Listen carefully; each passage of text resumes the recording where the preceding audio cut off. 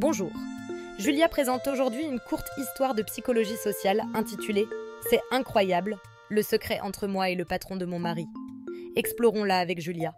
N'oubliez pas d'aimer et de vous abonner à Julia. C'était un mercredi après-midi comme les autres. Un de ces jours où rien d'extraordinaire ne semble jamais se produire. Pourtant, quelque chose dans l'air semblait différent, presque imperceptible, mais suffisant pour troubler ma tranquillité. Je m'appelle Julia, j'ai 62 ans et je mène une vie paisible dans une petite ville près de Lyon. Mon mari, Robert, et moi sommes mariés depuis plus de 35 ans. Nous avons traversé ensemble les hauts et les bas de la vie, élevant 2 enfants et trouvant un certain confort dans la routine. Du moins, c'est ce que je croyais. Robert est un homme loyal et travailleur. Depuis une décennie, il occupe un poste stable dans une agence de marketing locale. Son patron, Daniel Morel, est un homme charismatique d'une 50aine d'années, toujours impeccable et sûr de lui. Je l'avais rencontré à quelques reprises lors d'événements professionnels. Il était poli, professionnel, mais distant. Ce jour-là, cependant, tout bascula. Je venais de passer la journée à aider à un événement caritatif local. Robert, comme à son habitude, était venu me chercher vers 15h30. Pourtant, dès qu'il entra dans la voiture, je remarquai qu'il était inhabituellement silencieux. Son regard était perdu, lointain, comme s'il portait un poids invisible. Je n'osais pas poser de questions, pensant qu'il finirait par parler quand il serait prêt. Une fois rentré à la maison, je me réfugiai dans mon fauteuil préféré avec une tasse de thé, prête à me détendre après cette journée bien remplie. C'est alors que le téléphone sonna. C'était le portable professionnel de Robert, un appareil que je n'avais presque jamais touché. Pourtant, ce jour-là, une intuition étrange me poussa à répondre. « Allô » dis-je, ma voix calme mais teintée de curiosité. À l'autre bout du fil, une voix grave et posée répondit. « Madame Julia, c'est Daniel Morel. Je suis désolée de vous déranger, mais j'ai besoin de vous parler en privé. Est-ce un bon moment ?» Je restais figée, surprise. Daniel ne m'avait jamais appelée auparavant, encore moins sans la présence de Robert. Je jetai un coup d'œil à mon mari, qui, debout près de la fenêtre, semblait absorbé dans ses pensées. Il n'avait pas entendu le téléphone sonner. « Oui, bien sûr, » répondis-je, tentant de masquer l'inquiétude qui montait en moi. « Que se passe-t-il ?»« Je préfère ne pas en parler au téléphone, » répondit Daniel, sa voix plus basse, presque hésitante. « C'est important, et je dois vous voir en personne. Je peux être chez vous dans 30 minutes, si cela vous convient. » Mon esprit s'emballa. Pourquoi Daniel voulait-il me parler, et pourquoi en privé? Je jetai un nouveau regard à Robert, toujours perdu dans ses pensées. « D'accord, » dis-je finalement, ma voix plus calme que je ne l'étais réellement. « Nous serons là. » Lorsque je raccrochai, une étrange tension s'installa en moi. Je tentais de me convaincre qu'il ne s'agissait de rien de grave, peut-être un problème de travail ou une question administrative. Mais une petite voix au fond de moi murmurait que c'était bien plus sérieux. Pourquoi Daniel avait-il besoin de me parler? Et pourquoi sans Robert? 25 minutes plus tard, un coup discret retentit à la porte. Robert, toujours absorbé par ses pensées, ne bougea pas. Je me levai et allai ouvrir. Daniel se tenait là, impeccable comme toujours, mais quelque chose dans son expression était différent. Il semblait tendu, presque vulnérable. « Madame Julia » dit-il avec un sourire forcé, ses yeux trahissant une certaine hésitation. « Merci de m'accorder un peu de votre temps. » Je hochai la tête, m'écartant pour le laisser entrer. « Entrez, je vous en prie. »« Vous voulez un café ?» proposai-je, plus par politesse que par réelle envie de discuter. « Non, merci » répondit-il rapidement, sa voix ferme mais teintée d'une certaine nervosité. « Je préfère aller droit au but. » Je le conduisis au salon, où nous nous assîmes sur le canapé, chacun à une extrémité. L'atmosphère était lourde, presque suffocante. Daniel, d'ordinaire si sûr de lui, semblait chercher ses mots. Enfin, il brisa le silence. « Julia, ce que je vais vous dire est difficile, mais vous devez me promettre de ne pas en parler à Robert. »« Pas encore. » Mon cœur s'emballa. « Que voulez-vous dire ?» demandai-je, ma voix tremblante. Daniel inspira profondément, son regard fixé dans le mien. « C'est à propos de Robert. Il y a quelque chose que je lui cache, et que je vous cache aussi. » Je restai figée, incapable de répondre, tandis que le poids de ses mots s'abattait sur moi. Daniel s'assit en face de moi, son dos droit mais ses épaules légèrement affaissées, comme si le poids de ce qu'il s'apprêtait à dire l'écrasait.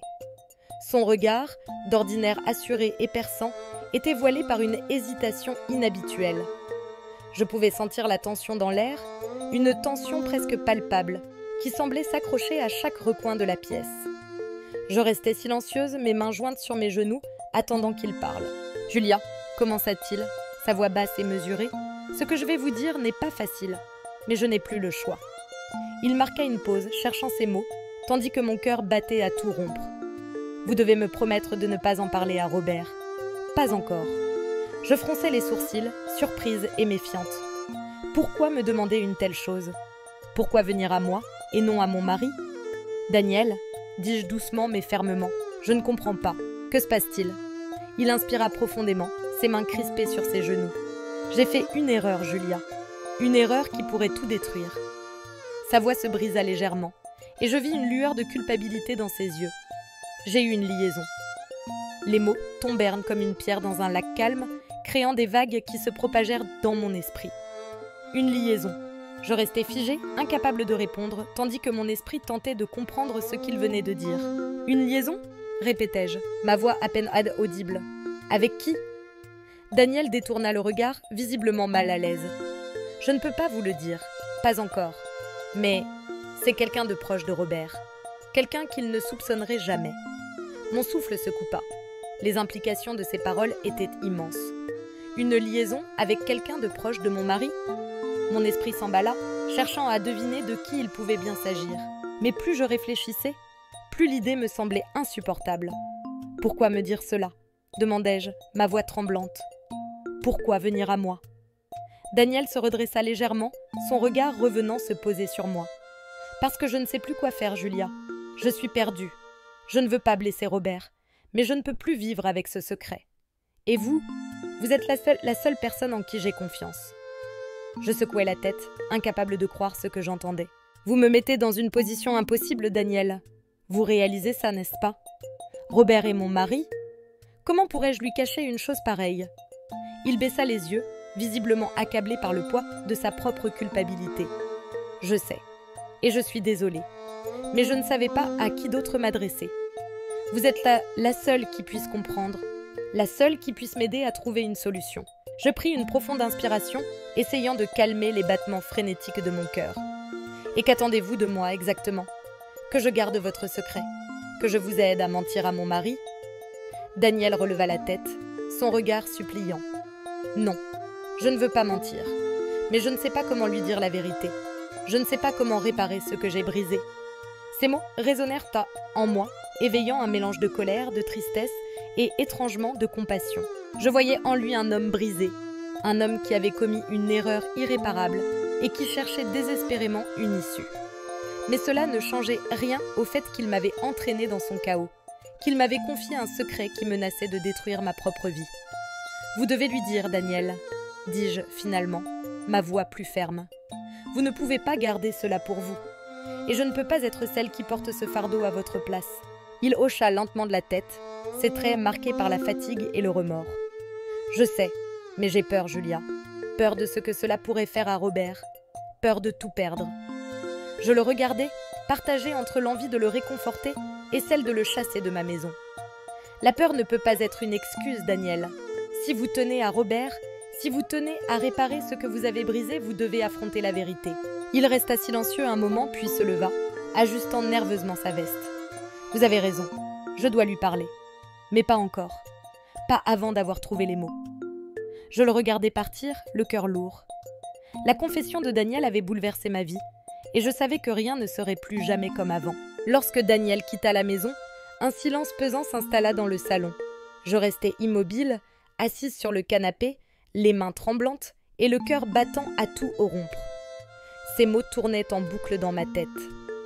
Une liaison, quelqu'un de proche de Robert, un secret qu'il ne pouvait plus porter seul. Je sentais le poids de cette révélation s'écraser sur mes épaules, m'enfermant dans un dilemme insoutenable. Que devais-je faire? Devais-je tout dire à Robert, au risque de briser son cœur et de détruire notre vie paisible? Ou devais-je garder ce secret, protéger mon mari de cette vérité qui pourrait tout changer? Je me levai, incapable de rester en place, et me dirigeai vers la fenêtre. Dehors, la lumière du jour commençait à décliner, et une fine pluie tombait, brouillant les contours du jardin. Robert était dans son bureau, comme à son habitude, plongé dans ses dossiers. Je pouvais entendre le grattement de son stylo sur le papier, un son familier qui, d'ordinaire, m'apaisait. Mais aujourd'hui, il ne faisait qu'amplifier ma culpabilité. Comment pouvais-je lui cacher une chose pareille? Et pourtant, comment pouvais-je lui dire? Je repensais à Daniel, à son visage marqué par la culpabilité, à sa voix tremblante lorsqu'il m'avait confié son secret. Il était évident qu'il souffrait, qu'il regrettait ses actes. Mais cela n'excusait rien. Il m'avait mise dans une position impossible, m'obligeant à porter un fardeau qui n'était pas le mien. Je sentais la colère monter en moi, mêlée à une profonde tristesse. Pourquoi avait-il choisi de me confier cela? Pourquoi moi et pas quelqu'un d'autre? Je retournai m'asseoir, le regard fixé sur la tasse de thé froide que j'avais laissée sur la table basse. Mon esprit était un tourbillon de pensées contradictoires. Si je disais la vérité à Robert, il serait dévasté. Je connaissais mon mari. Il était un homme fier, loyal, qui accordait une grande importance à la confiance et à l'honnêteté. Apprendre qu'une personne proche de lui l'avait trahi serait un coup dur, peut-être même irréparable. Mais si je gardais le silence, je trahirais cette même confiance. Je deviendrais complice, d'une certaine manière, de ce mensonge. Le bruit d'une chaise raclant le sol me fit sursauter. Robert sortit de son bureau, un dossier à la main, et s'arrêta dans l'encadrement de la porte. « Tout va bien, Julia ?» demanda-t-il, son regard inquiet se posant sur moi. Je forçai un sourire, tentant de masquer mon trouble. « Oui, tout va bien », répondis-je, ma voix légèrement tremblante. Il fronça les sourcils, visiblement peu convaincu, mais n'insista pas. « Je vais faire une pause. Tu veux qu'on dîne un peu plus tôt ce soir ?» Je hochai la tête, incapable de parler davantage. Pendant qu'il se dirigeait vers la cuisine, je sentis les larmes monter. Je me levai précipitamment et montai à l'étage, prétextant un mal de tête. Une fois dans notre chambre, je m'effondrai sur le lit, le visage enfoui dans mes mains. Je ne pouvais pas continuer ainsi. Ce secret me rongeait de l'intérieur, et je savais que tôt ou tard, il finirait par éclater. Mais comment trouver le courage de tout révéler? Et surtout, comment protéger Robert de la douleur qui l'attendait? Cette nuit-là, je ne dormis presque pas. Je restais allongée, les yeux fixés sur le plafond, écoutant la respiration régulière de Robert à mes côtés. Je me demandais ce qu'il penserait de moi s'il savait. Me reprocherait-il d'avoir gardé le silence? Ou comprendrait-il que j'avais agi par amour pour le protéger? Je n'avais aucune réponse, seulement des questions qui tournaient tâtées en boucle dans mon esprit. Au petit matin, alors que la lumière douce de l'aube pénétrait dans la pièce, je pris une décision. Je ne pouvais pas continuer à porter ce fardeau seul.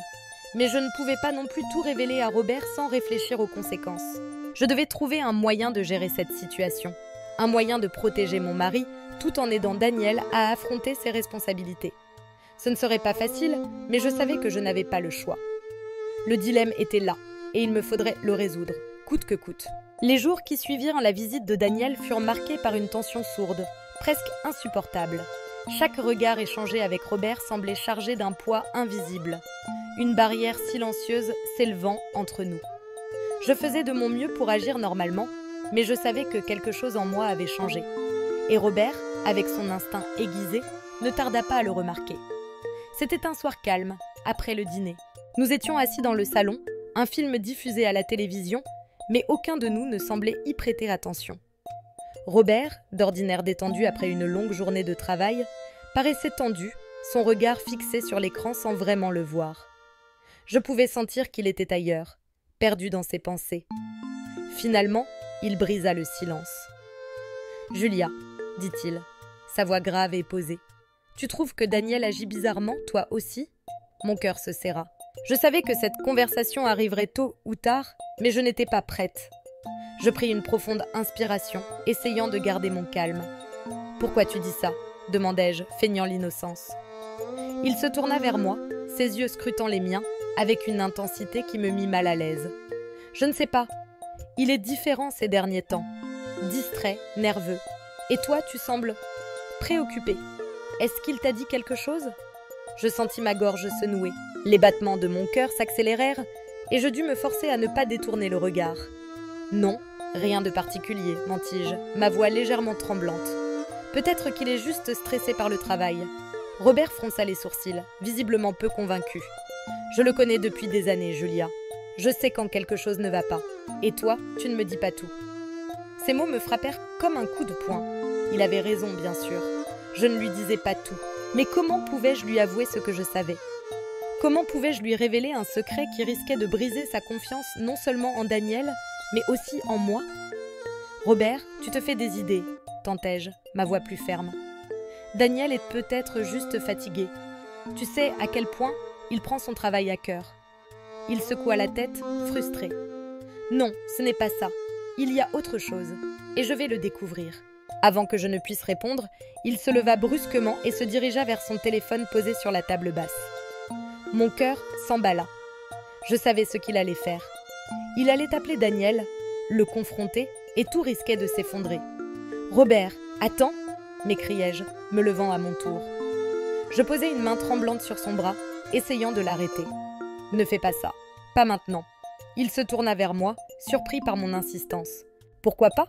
demanda-t-il, son regard perçant. « Si quelque chose se passe, je veux le savoir. » Je cherchais désespérément une réponse, quelque chose qui pourrait le convaincre de ne pas passer cet appel.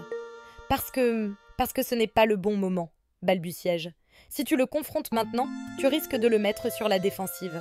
Laisse-lui un peu de temps. » Il me regarda longuement, comme s'il essayait de lire dans mes pensées. « Julia, qu'est-ce que tu me caches ?» demanda-t-il finalement, sa voix plus douce, mais teintée d'une inquiétude sincère.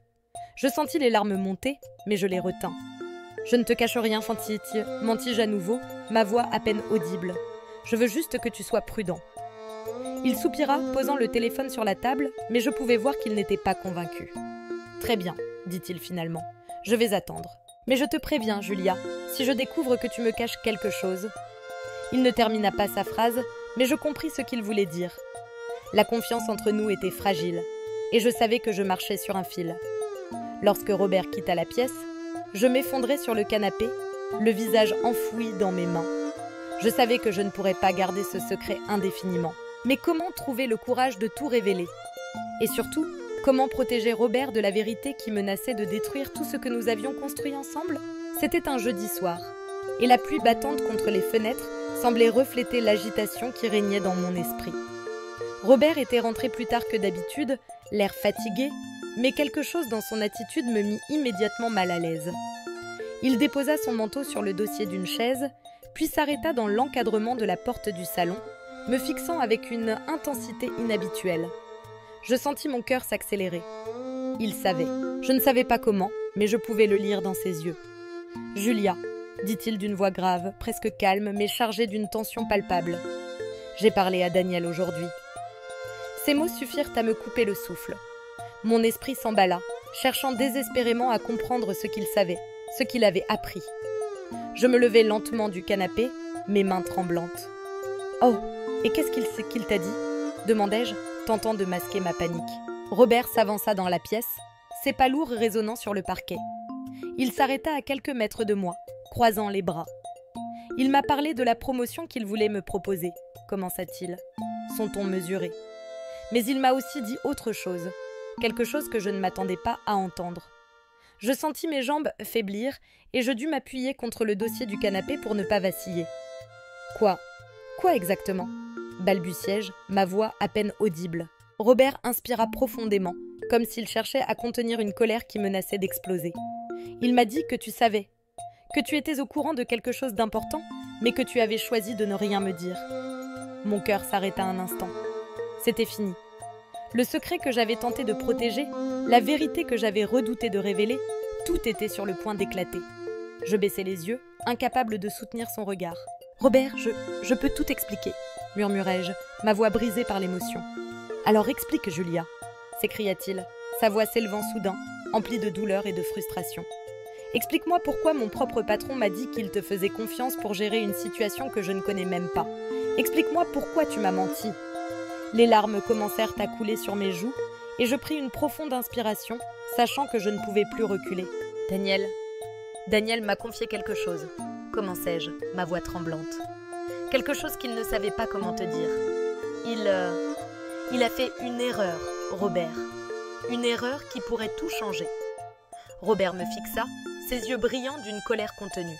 « Une erreur? Quelle erreur, Julia?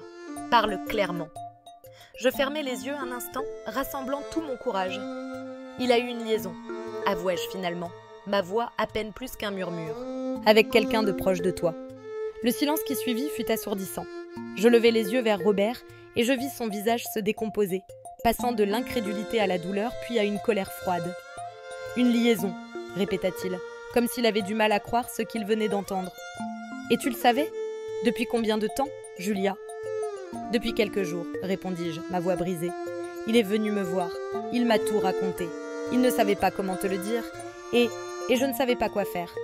Je voulais te protéger, Robert. Je ne voulais pas te blesser. » Il éclata d'un rire amer, secouant la tête. « Me protéger ? En me mentant ? En gardant un secret qui me concerne directement ? » Je fis un pas vers lui, tendant une main tremblante. « Je suis désolée, Robert. Je ne savais pas quoi faire. Je ne voulais pas que tu souffres. » Il recula, évitant mon contact, et je vis les larmes briller dans ses yeux. « Tu m'as trahi, Julia. Toi aussi. » Ces mots me frappèrent comme un coup de poignard. Je voulus protester, lui expliquer que mes intentions étaient insincères. Mais il leva une main pour m'arrêter. « Je ne peux pas te parler maintenant, » dit-il, sa voix tremblante d'émotion. « J'ai besoin de temps. » Il quitta la pièce, me laissant seule dans le salon, le cœur brisé. La vérité avait éclaté, et avec elle, tout ce que j'avais tenté de préserver s'était effondré. Quelques jours après que la vérité ait éclaté entre Robert et moi, le téléphone sonna en fin d'après-midi. Je reconnus immédiatement le numéro de Daniel. Mon cœur se serra, partagé entre la colère et une étrange curiosité. Pourquoi appelait-il maintenant, après tout ce qu'il avait provoqué ?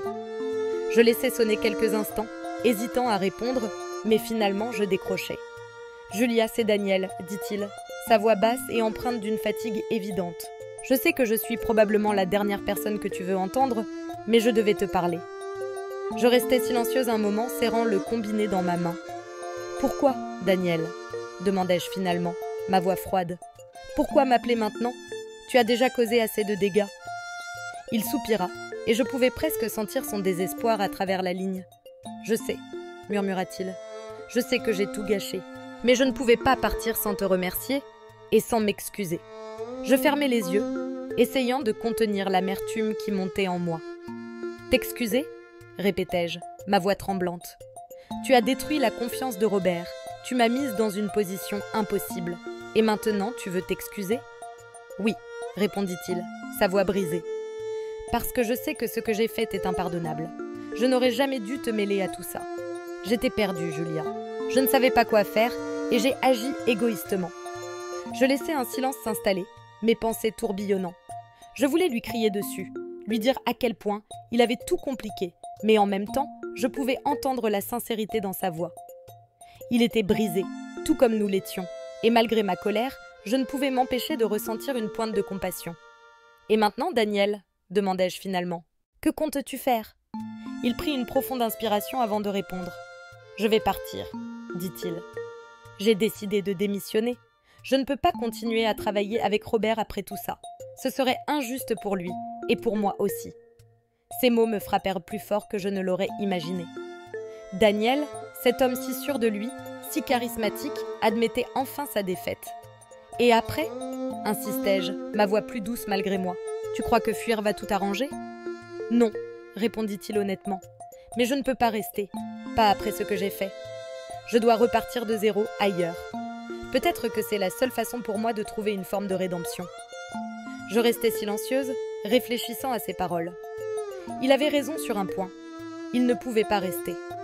Mais cela ne signifiait pas que tout serait pardonné ou oublié. « Tu sais, Daniel, dis-je doucement, la rédemption ne vient pas en fuyant. Elle vient en affrontant les conséquences de ses actes. » Il laissa échapper un rire amer.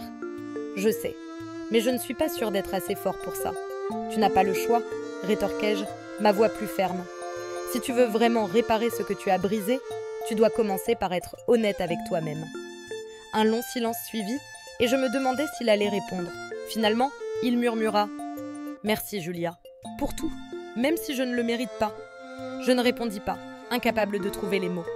Après un moment, il ajouta « Dis à Robert que je suis désolée.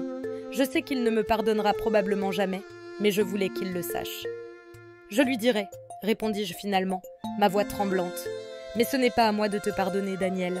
C'est à lui. » Il acquiesça, et je pouvais entendre l'émotion dans sa voix lorsqu'il dit « Au revoir, Julia. » Lorsque je raccrochai, je restais assise là, le téléphone toujours dans ma main, le regard perdu dans le vide.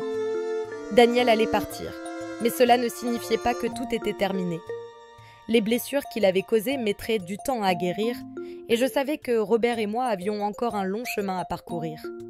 Ce soir-là, lorsque Robert rentra, je lui racontai l'appel de Daniel. Il écouta en silence, son visage impassible, mais je pouvais voir la douleur dans ses yeux.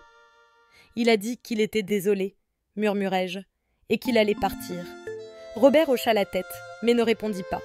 Je savais qu'il lui faudrait du temps pour digérer tout cela, pour trouver un moyen de tourner la page. Et moi aussi. Mais au fond de moi, j'espérais que, malgré tout, nous pourrions un jour reconstruire ce que Daniel avait brisé. Les jours qui suivirent le départ de Daniel furent marqués par un silence pesant dans notre maison.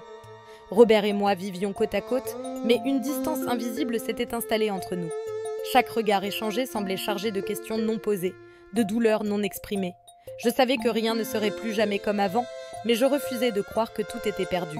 Pourtant, reconstruire ce que Daniel avait brisé, et ce que mes silences avaient aggravé, semblait être une montagne insurmontable. Un soir, alors que la pluie battait contre les fenêtres, je trouvai Robert assis dans le salon, une tasse de café à la main. Il fixait le vide, perdu dans ses pensées. Je m'approchai doucement, hésitant à briser le silence. « Robert », murmurai-je, ma voix tremblante. Il leva les yeux vers moi, et je vis dans son regard une fatigue que je n'avais jamais remarquée auparavant. « On doit parler. » Il hocha la tête, posant sa tasse sur la table basse. « Oui, » dit-il simplement, « on doit parler. » Je m'assis en face de lui, mes mains serrées sur mes genoux. « Je suis désolée, » commençai-je, les larmes montant déjà à mes yeux. « Je suis désolée de t'avoir caché la vérité, de ne pas t'avoir fait confiance pour gérer ça. Je pensais te protéger, mais j'ai seulement aggravé les choses. » Robert resta silencieux un moment, son regard fixé sur ses mains. « Tu sais, Julia, » dit-il finalement, sa voix basse, « ce n'est pas seulement ce que Daniel a fait qui m'a blessée. C'est le fait que toi, ma femme, tu n'aies pas cru que je pouvais supporter la vérité. » Ces mots me frappèrent comme un coup de poignard, il avait raison. En gardant le secret de Daniel, j'avais sous-estimé la force de Robert, sa capacité à affronter les épreuves. « Je sais, » murmurai-je, les larmes coulant librement sur mes joues. « Et je ne peux pas te demander de me pardonner tout de suite. Mais je veux qu'on essaye de reconstruire ce qu'on a perdu. Je veux qu'on se batte pour nous. » Il leva les yeux vers moi et je vis une lueur d'émotion dans son regard. « Je ne sais pas si je peux oublier, Julia, » dit-il honnêtement, « mais je veux essayer. Parce que malgré tout, je t'aime. Et je crois qu'on peut surmonter ça, si on est honnête l'un envers l'autre. » Ces mots, simples mais sincères, furent comme une bouffée d'air frais. Pour la première fois depuis des semaines, je sentis une lueur d'espoir. Nous avions encore un long chemin à parcourir, mais nous étions prêts à le faire ensemble. Les semaines suivantes furent marquées par des conversations longues et difficiles. Nous parlâmes de tout, de Daniel, de ses erreurs, des miennes, et de ce que nous devions faire pour aller de l'avant. Ce ne fut pas facile. Chaque mot semblait rouvrir des blessures à peine refermées, mais c'était nécessaire. Peu à peu, nous apprîmes à nous écouter, à nous comprendre et surtout à nous pardonner. Un jour, alors que nous marchions dans le parc près de chez nous, Robert s'arrêta soudain et se tourna vers moi. « Tu sais, » dit-il, un léger sourire aux lèvres, « ce que cette histoire m'a appris, c'est que même les relations les plus solides peuvent vaciller. Mais si on est prêt à se battre, à être honnête, on peut les reconstruire. » Je lui pris la main, émue par ses paroles. Et moi, j'ai appris que la vérité, même douloureuse, est toujours préférable au silence. Il hocha la tête et nous continuâmes à marcher, main dans la main. Ce moment, simple mais chargé de sens, symbolisait tout ce que nous avions traversé et tout ce que nous étions prêts à affronter ensemble. Quant à Daniel, il quitta la ville peu après sa démission. Je n'entendis plus jamais parler de lui et je ne cherchais pas à le contacter. Il faisait partie d'un chapitre de notre vie que nous avions décidé de laisser derrière nous. Mais malgré tout, je ne pouvais m'empêcher de penser à lui de temps en temps, me demandant s'il avait trouvé la paix qu'il cherchait. La vie reprit son cours, lentement mais sûrement. Robert et moi apprîmes à savourer les petites choses. Un dîner partagé, une promenade au coucher du soleil, un éclat de rire spontané. Ces moments, si ordinaires, autrefois, prirent une nouvelle signification. Ils devinrent que les pierres angulaires de notre reconstruction. Et bien que les cicatrices de cette épreuve restent gravées en nous, elles devinrent aussi un rappel de notre force, de notre résilience et de l'amour qui nous unissait. Car au final, Ce n'est pas l'absence de tempête qui définit une relation, mais la manière dont on choisit de les affronter